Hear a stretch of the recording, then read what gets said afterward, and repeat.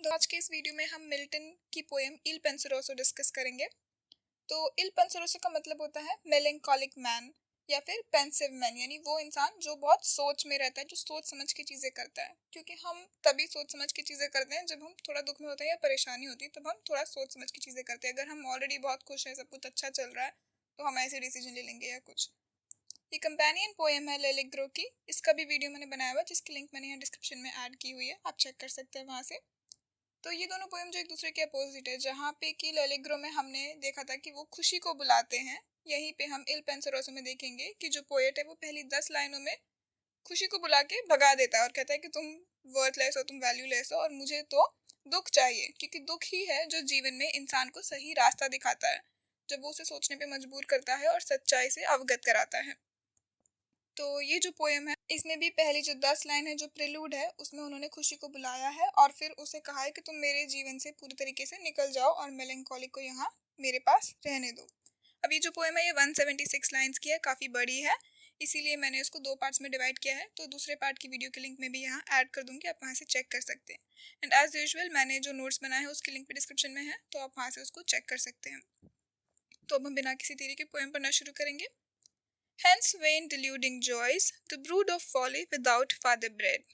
तो अब वो खुशियों की बात करेगी। खुशियाँ जो डिल्यूडिंग है, डिल्यूजन जो सच्चाई नहीं है, जो खुशी है जो हमें डिल्यूड कर देती है, कि सच्चाई से दूर कर देती है, वो उसको बोल रहा है, कह रहा है कि तुम बिना फादर के, तुम्हारे पिता तुम्हारा ध्यान नहीं रखते, तुम सिर्फ पैदा होती जा रही हो, जनती जा रही हो, और तुम असल में तुम्हारा कोई ध्यान रखने वाला, कोई देखने वाला नहीं है। How little you bestowed, तुम कितना कम हमें सेटिस्फाई कर पाती हो, तुम असल में हमें खुशी नहीं देती हो। जो खुशी है बस ऊपर ऊपर से दिखाने की है, बट असल में जीवन में जो इम्पोर्टेंट चीजें हैं, जो ज्यादा जरूरी हैं, तुम हमें वो सेटिस्फेक्शन नहीं दे पाती हो। और fill the fixed mind with all your toys, dwell in some idle brain, या फिर तुम क्या करती हो कि तुम्हारे जितने भी खिलौने हैं उनको लेके तुम किसी आइडल यानी खाली दिमाग में घुस जाती हो। And fancy is fond with gaudy shapes, puzzles as thick as numberless, और तुम उनके दिमाग में घुस जाती हो और उसको पजेस कर लेती हो, यानी उसके ऊपर अपना कब्जा जमा लेती हो, और उसके सारे जो थॉट्स है उनके ऊपर बस तुम्हारा ही असर रह जाता है। As the gay motes that people the sunbeams are like hovering dreams, तो मोट्स यानी जैसे धूल के तक्के कहीं कहीं जगह पे जमीन पे इकट्ठा हो जाते हैं, तो वैसे वो कह रहे हैं कि खुशियों के भी, ये यानी खुशी की बात कर रहे हैं, कह रहे हैं कि वो खुशियाँ भी किसी न किसी के दिमाग पे यहाँ वहाँ ऐसी थोड़ी थोड़ी रह जाती है और लोगों को लगता है कि उनके सारे सपने पूरे हो रहे हैं। अब यहाँ से उन्होंने जो है खुशी को जाने के लिए कह दिया है। अब वो जो दुख है या मेलंकोली है उसको बुला रहे हैं। The fickle pensioners of Morpheus train, but hail the goddess sage and holy. तो अब मॉर्फियस जो है वो गॉड ऑफ ड्रीम्स है, जो सपनों के भगवान है, ग्रीक मैथोलॉजी में वो है। तो वो कह रहे हैं कि उनके जो नौकर है वो गॉडेस सेज और जो पवित्र जो गॉडेस है उनको बुला रहे हैं। हेल डिवाइनेस मेलंकोली, किसको बुला रहे हैं? उनकी जो कौन है वो गॉडेस, वो है melancholy. Who saintly visage is too bright, उसका विसाज नहीं, उसका जो चेहरा है, जो उसका जैसे वो दिखती है, उस एक संत की तरह वो दिखती है, वो बहुत ही चमकदार है। इट्स टू ब्राइट, बहुत ज्यादा चमकदार है। To hit the sense of human sight, किसी इंसान की आंखों से, किसी इंसान की दृष्टि से देखे जाने के लिए इट्स टू ब्राइट, यानी आप उसको देख ही नहीं सकते, वो इतना चमकदार है।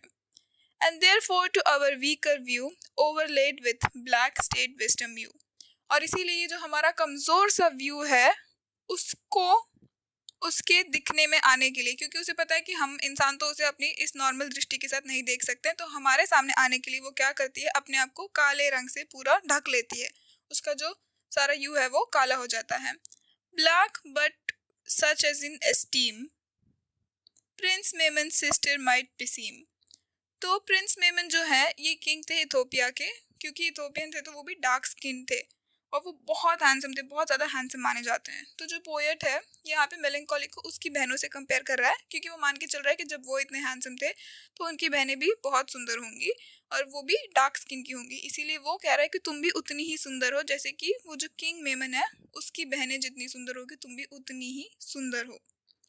और the starred Ethiop queen that strove to set her beauty praise above, या फिर अब वो दूसरे से कंपेयर कर रहे हैं कि एक इसके पीछे एक स्टोरी है। तो कैसिपियो करके एक राजा था ग्रीक माइथोलॉजी में, अगेन उसकी वाइफ थी सीफस। तो जो ये जो राजा था ये बहुत बोलता था कि मेरी बीवी दुनिया में सबसे ज्यादा सुंदर है, और समुंदर का जो राजा है उसकी जो पत्नी है उससे भी ज्यादा सुंदर मेरी बीवी, सबसे ज्यादा सुंदर मेरी ही बीवी है। हमेशा वो ये क्लेम करता था। जो समुंदर का राजा है उसको गुस्सा आया। उसने अपना सी का जो मॉन्स्टर है, समुंदर का जो मॉन्स्टर है, वो उसने इथोपिया पे भेजा और वहां पे जो है उसकी बीवी को मार दिया में चला गया। और कॉन्स्टलेशन जो सप्तऋषि तारे होते हैं, अलग अलग कॉन्स्टलेशन होते हैं, तो वो एक कॉन्स्टलेशन में जाके बैठ गया। तो ये उसकी बात कर रहे हैं कि तुम भी उतनी ही सुंदर हो। The sea nymphs and their powers offended, yet thou art higher far descended. सी निम्स जो थे, क्योंकि जैसे कि उसने कहा था कि मेरी बीवी तुम्हारी बीवी से ज्यादा सुंदर है, जो पानी में तुम्हारी जो बीवी उससे ज्यादा सुंदर है, तो वो जो निम्स थी उनको ऑफेंड हो गई थी, उनको गुस्सा आया था, और इसीलिए उन्होंने तुम्हें बहुत ज्यादा ऊपर भेज दिया। The brighter haired Vesta long of yore to solitary sat in bore. वो कह रहे हैं कि तुम्हारे जो लंबे लंबे बाल हैं और तुमने जो कपड़े पहन के रखे हैं वो वेस्टा की तरह है। तो वेस्टा जो है वो ग्रीक माइथोलॉजी में जो दिल की देवी है उसकी बात कर रहे हैं। His daughter she in Saturn's reign, such mixture was not held a stain. Oft in glimmering bowers and glades he met her and in secret shades. तो अब यहाँ पे जो है साटन जिसकी वो बात कर रहे हैं, तो साटन जो है ये रोमन नेम है क्रोनस के लिए। एक राजा थे क्रोनस राजा, जिनको उनके बेटे ने हरा दिया था। उनका जो बेटा उसने उनको होता है ना, जैसे हमारे यहाँ पे भी औरंगजेब ने किया था अपने पापा के साथ, तो अपने बेटे को जेल, अपने पिताजी को जेल में डाल के, अपने पिताजी को जेल में डाल के उसने उनके किंगडम पे अपना राज्य जमा लिया था। तो इनके भी बेटे के साथ, इनके भी इस राजा के साथ भी ऐसे ही हुआ था। तो अब देखिए यहाँ पे सारी दुख भरी चीजें हो रही हैं। Of woody Idas inmost grove. तो इडा जो है वो बहुत ही बड़ा एक माउंटेन है, क्रेट में जो सबसे बड़ा माउंटेन है, हाईएस्ट माउंटेन वो है, वहां पे जो उग रहा है। While yet there was no fear of Jove.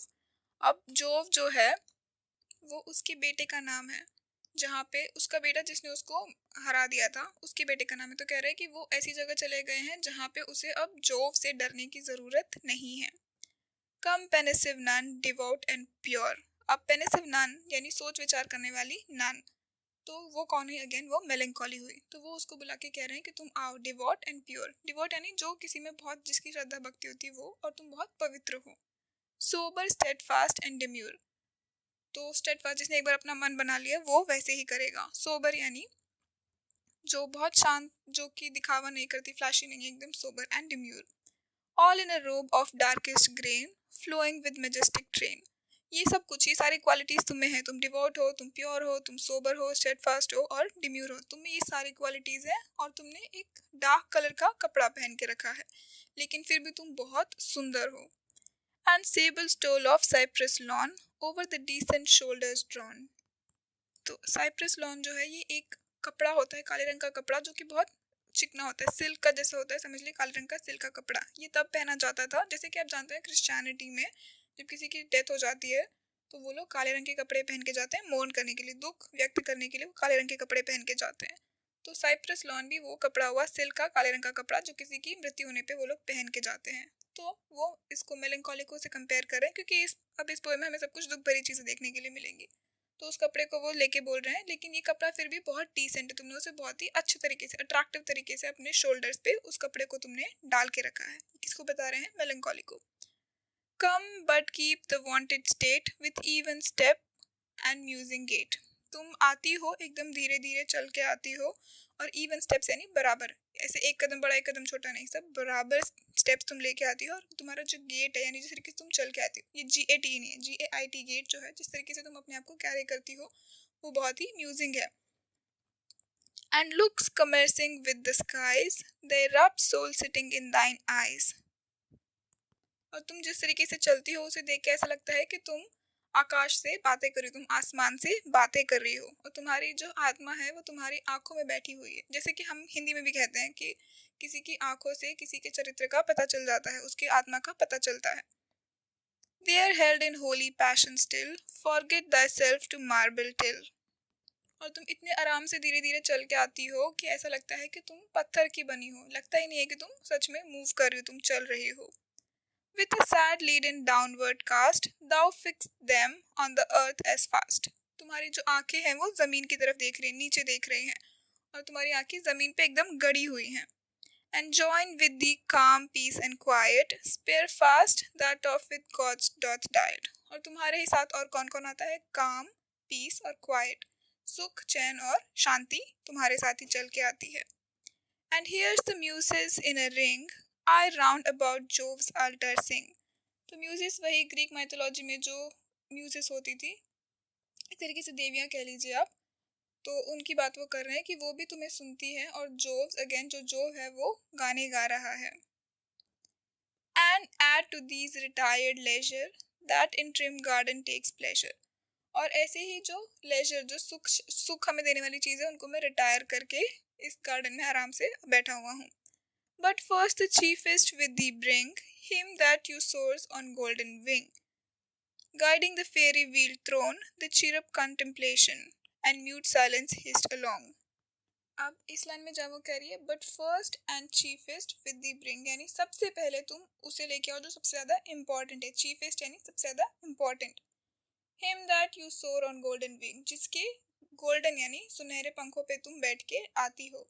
Guiding the fiery wheel throne, the chirp of contemplation. Chirp यानी जो भगवान है वो भी एक भगवान है, ग्रीक भगवान, जो कि सोच करने के, जो हम सोचते हैं, चिंतन करते हैं, विचार करते हैं, उसके जो भगवान है उनको तुम अपने साथ लेके आना. और कंटेम्पलेशन यानी हम कंटेम्पलेट करते हैं, हम सोचते हैं बैठ के कि मैंने जो डिसीजन लिया ये सही था कि नहीं, मैंने गलत तो नहीं किया, उसको तुम सबसे पहले लेके आना. And the mute silence hist along, और जो साइलेंस वो अपने साथ लेके आता है, म्यूट साइलेंस जो है उसको भी तुम लेके आना. Less Philom will deign a song in her sweetest saddest plight, smoothing the rugged brow of night. अब फिलोम जो है ये नाइट एंगल के लिए एक दूसरा नाम है, जो कोयल जो मधुर आवाज में गाना गाती है उसके लिए दूसरा नाम है. फिलोम के पीछे स्टोरी ये है कि इसकी बहन की शादी हुई थी एक राजा से, लेकिन जो राजा था वो एक बहन से खुश नहीं था, उसको दूसरी बहन भी चाहिए थी. तो उसने क्या किया कि जाके फिलोम का रेप कर लिया, और ताकि वो इसके बारे में किसी को बता ना सके उसने उसकी ज़बान काट दी. लेकिन उसने कुछ करके अपनी बहन को सब कुछ बताया, और फिर इन दोनों ने मिलकर उस राजा से बदला लिया और उसको मार भगाया. तो जब भगवान है उनको पता चला तो उन्होंने उसको कोयल में बदल दिया. उनको बहुत दया है इस लड़की पे, तो उन्होंने उसको कोयल में बदल दिया. तो वो कह रहे हैं कि उसकी जो मधुर आवाज़ है वैसे ही तुम भी गाना गाओ रात को. While Cynthia checks her dragon yoke gently over the accustomed oak. तो सिंथिया जो है वो चांद की देवी है.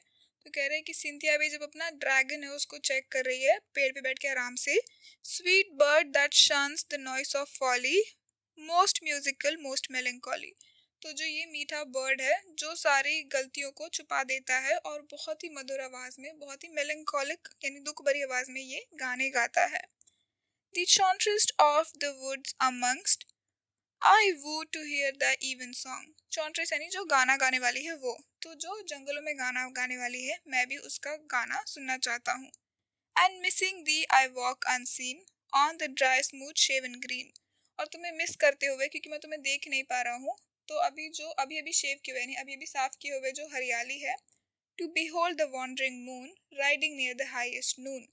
Behold यानी देखना.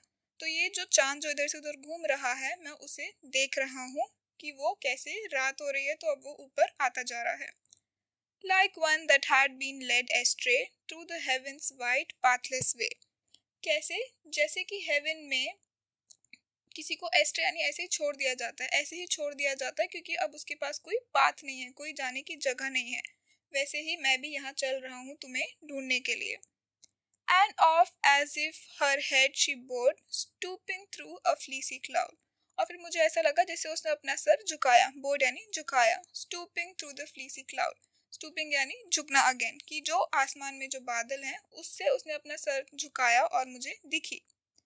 Oft on a plat of rising ground, I hear the far off curfew sound.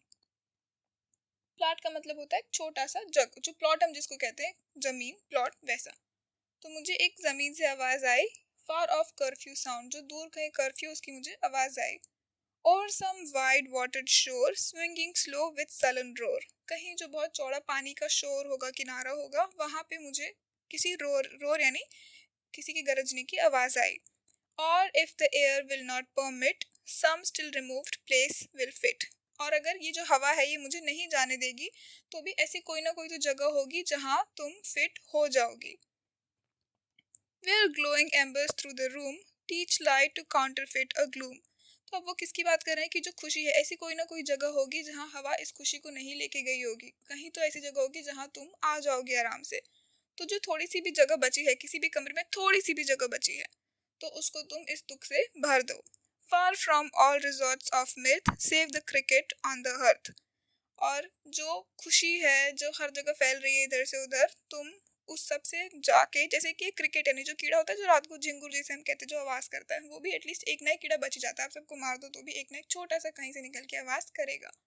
तो तुम भी वैसे ही जाके कहीं ना कहीं बस जाओ।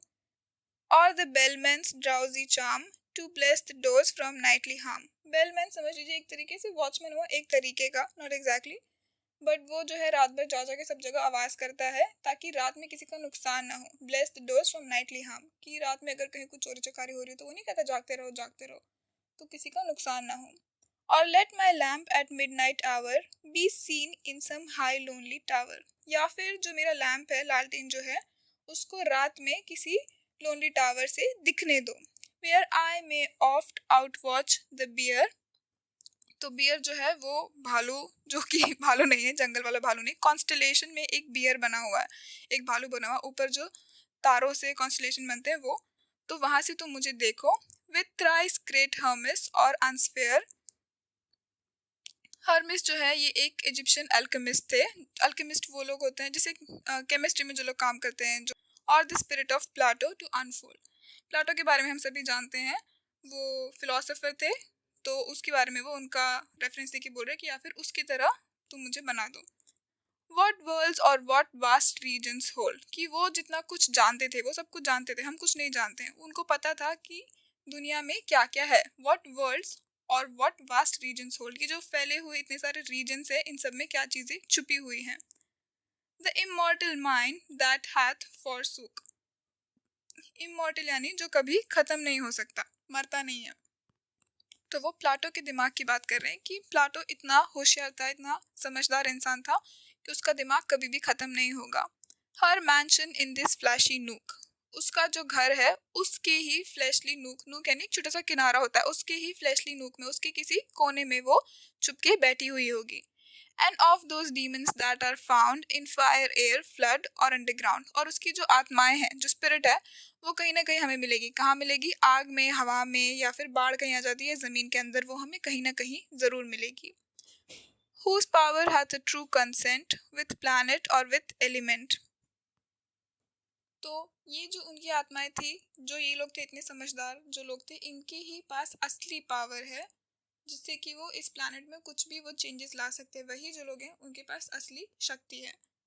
दोस्तों यहाँ पे ये वीडियो ऑलरेडी काफ़ी लंबा हो चुका है, तो और हमने इस पोएम की ऑलमोस्ट 97 लाइंस ख़त्म कर दी हैं। तो जो बचे हुए आधी पोएम है वो मैं नेक्स्ट पार्ट में अपलोड करूँगी, जिसकी लिंक मैं यहाँ डिस्क्रिप्शन में शेयर कर रही हूँ, आप वहाँ से चेक कर सकते हैं।